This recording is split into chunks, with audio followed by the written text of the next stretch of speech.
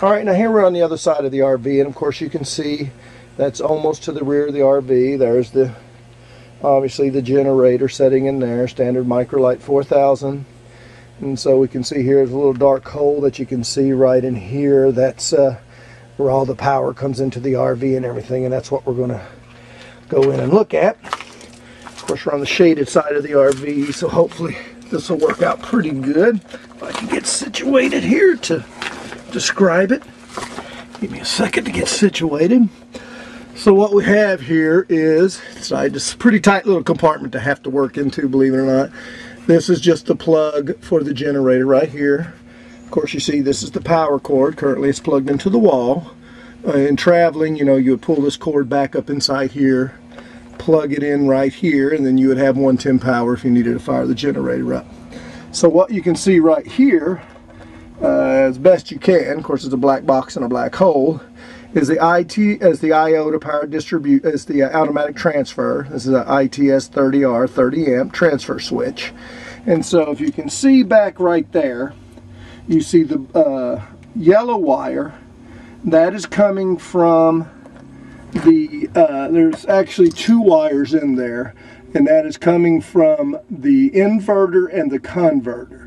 So one of them coming from the converter is looking for 110 to run it.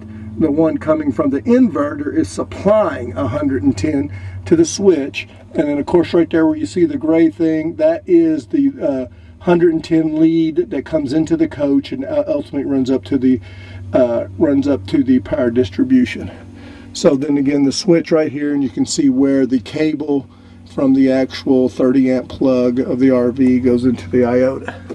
And so the iota is wired up pretty simple here. It's just nothing more than, again, you have two sides of the switch, and then you have the outside. Now the outbound of the switch is the 110 going to the coach, because everything feeds into this goes into 110, either generator plugged into the wall or the inverter.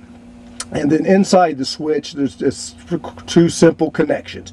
You've got the two wires that come from the cable right here. You've got the three wires, well, of course they all go to a ground block, and then you have the two wires, if you will, minus the ground, that come from the inverter on the other side of the switch. And the wire that comes into the 110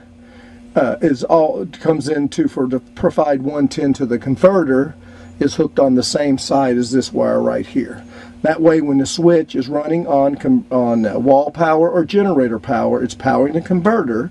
If there's no power to no power from the generator, if I went over and unplugged this from the wall right now, then there'd be no power to the converter.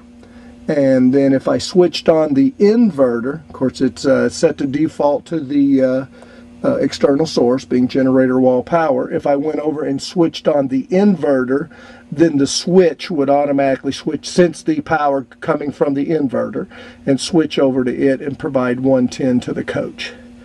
So I know it's a little hard to see there in this Tioga RV. They made it at a pretty crimped, so it was pretty tight to get in there and mount this box.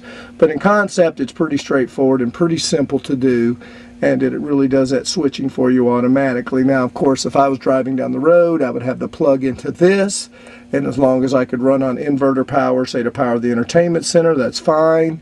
If I needed to, the batteries were getting low, I could fire up the generator, which would then provide 110. The switch would sense that, switch over to it, and then the converter would fire up, and then the converter would be providing 12-volt recharge power, 13.4 volts to be exact, to the batteries to recharge them.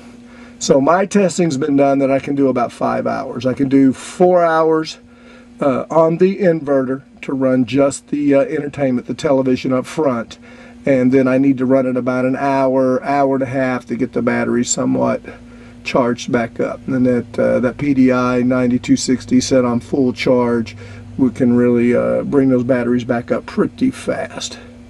So we'll just zoom out here if I can get up. Again, have a look at it, and then that's the box, and then that's the inverter. And so that's pretty much it for as far as the electrical work that was done. We looked at what was done inside on the panel. We looked at the relocation of the converter, the installation of the inverter, and of course the modification and redo of the battery boxes and the battery setup and all of that, as well as the installation of the iota switch. So hope to see you on the next video, and we'll look forward to seeing you there. Thanks.